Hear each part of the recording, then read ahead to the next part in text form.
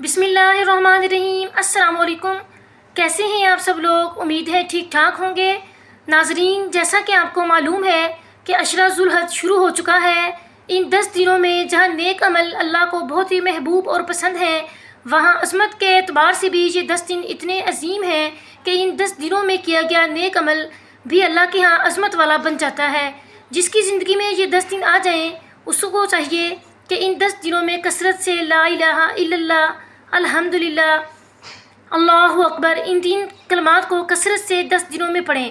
ناظرین کرام، اپنا گول سیٹ کریں، کتنا قرآن پڑھنا ہے، کب حفظ کرنا ہے، نفل روزے رکھنے ہیں، کب ذکر کرنا ہے۔ ذکر کی کوئی لمٹ نہیں، جتنا دل کرے اتنا کریں۔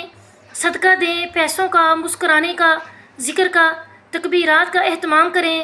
اللہ اکبر، لا الہ الا اللہ، اللہ اکبر وللہ الحمد۔ دنیاوی کام انسان کو تھکاتے ہیں، مگر عبادات انسان کو کبھی تھکاتی نہیں۔ اپنے نفسوں اور خواہشات پر ہر وقت قابو رکھیں اور اس وقت کی اہمیت کو سمجھیں اور غفلت نہ برتیں۔ اللہ میرا اور آپ کا حامی و ناصر ہو۔ اجازت دیجیے، اللہ حافظ۔